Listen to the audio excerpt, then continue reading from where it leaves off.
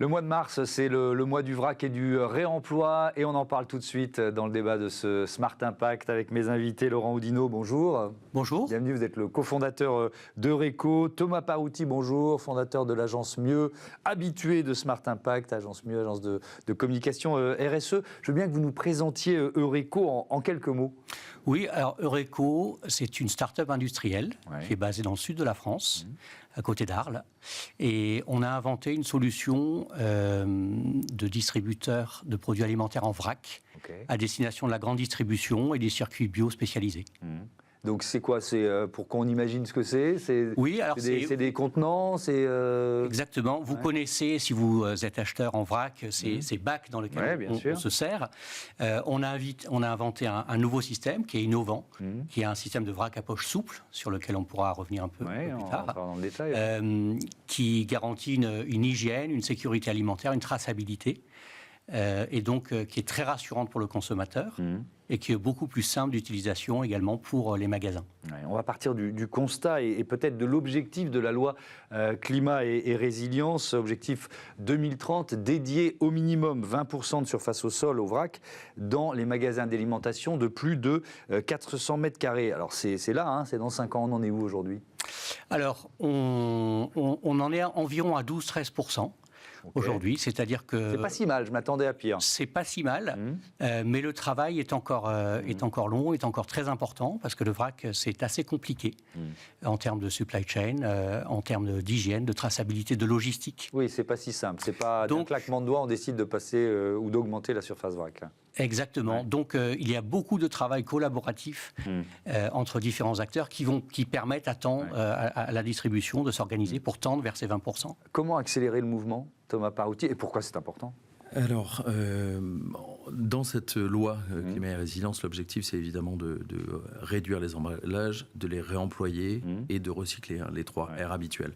Le vrac est une solution, la consigne, etc. Donc, il y a une pression réglementaire avec cet objectif de 20%, mais on s'aperçoit aussi qu'il y a plein d'opportunités pour les distributeurs.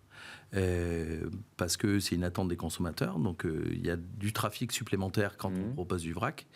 Les consommateurs en veulent. Alors, ils ont encore quelques attentes qui ne sont pas totalement atteintes et auxquelles les marques ne répondent pas forcément, mais les consommateurs en veulent parce qu'ils veulent du prix. Et le vrac est 10 à 15% moins cher aujourd'hui, alors qu'il n'y a pas beaucoup de volume. Et parce qu'ils veulent arrêter l'emballage et surtout les suremballages qu'on peut avoir dans pas mal de produits, qu'ils soient secs ou liquides.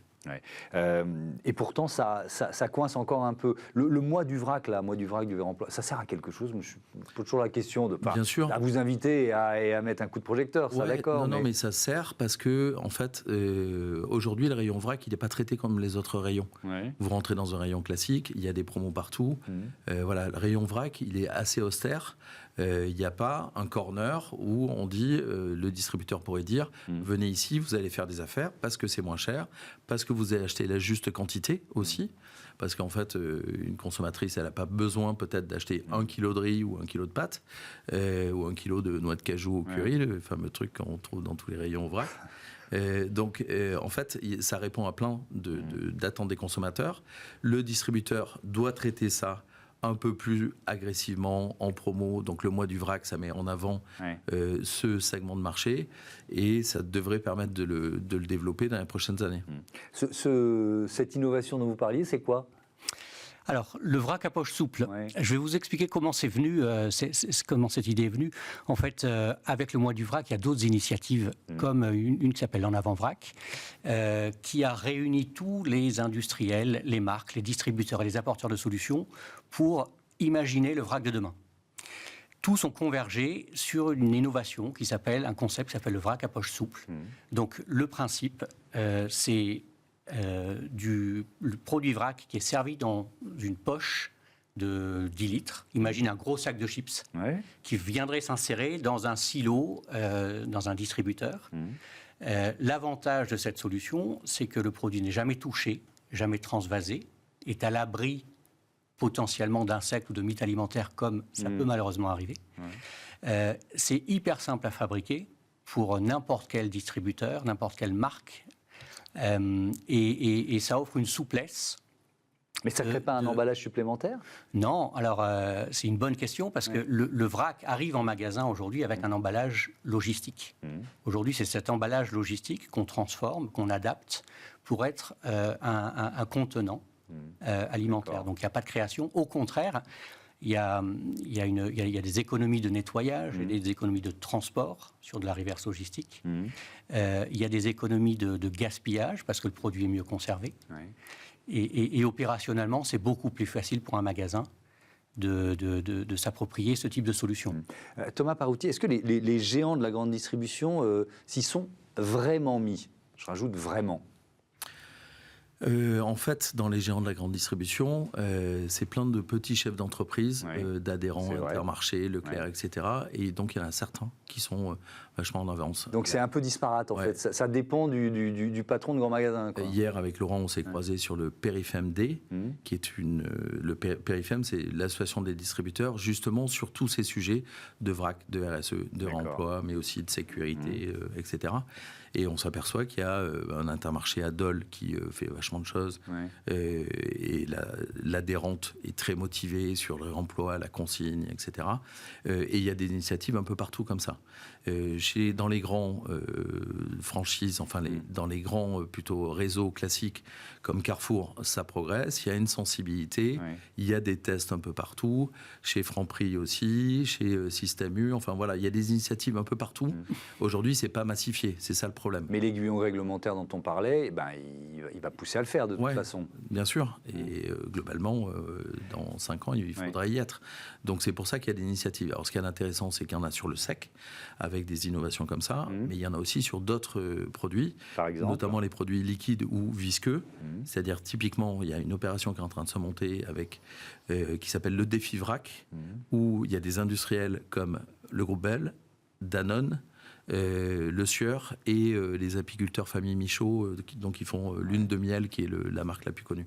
Et donc là, on va arriver avec un contenant en verre, récupérer de la vache qui rit, ou du yaourt velouté, ou de la compote materne, ou de l'huile, ou du miel, pour récupérer ça. Et après, il y aura un objet de consigne en verre qu'il faudra laver, ramener, etc. À quel point c'est un défi logistique, quand même? À quel point, parce qu'on se dit, tous les directeurs d'hypermarchés ou de supermarchés s'y mettent pas, parce que c'est pas si simple, on peut dire ça? Oui, alors il y a une complexité opérationnelle de lavage qui est très forte. Et c'est la raison pour laquelle cette solution de vrac à poche souple vient répondre à ces problématiques.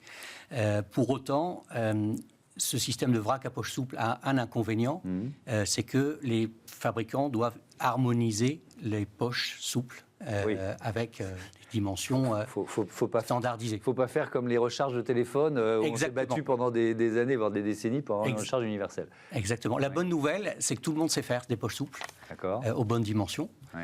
Maintenant, mais ça veut dire que l'uniformisation, elle n'est pas encore gagnée, là, c'est ça? Elle est en train de se mettre en place. Thomas parlait de différents distributeurs. Hier, Thierry Cotillard, le patron des Mousquetaires, annonçait justement le déploiement dans une trentaine de magasins Intermarché, ce concept de poche souple. Il y a des industriels, des marques, notamment comme Panzani, et Dacobello et d'autres qui sont Léa Nature, Bio de Manon, qui sont en train de s'y mettre. Donc c'est tout un écosystème qui est en train de faire sa transition. Ça met un petit peu de temps. On a jusqu'en 2030. Les solutions sont prêtes. Maintenant, effectivement, il y a... Est-ce que ça suppose des investissements importants de la part, justement, des marques de grande distribution? À court terme, non, parce qu'il y a des packers, c'est-à-dire des entreprises qui vont récupérer 1 tonne de café carte noire et qui vont mettre ça dans des poches. Après, à moyen terme, oui, il va falloir que les lignes s'adaptent, de la même façon que, par exemple, Coca, qui relance la bouteille consignée en 1 litre, a fait des gros investissements pour pouvoir proposer cette bouteille de Coca en verre sur de la consigne. Donc, il y aura des gros investissements. À quel point l'impact environnemental est positif? Alors, dans tous les calculs, globalement, ce que dit Citeo, c'est qu'il y a une économie d'emballage, il y a une économie de carbone.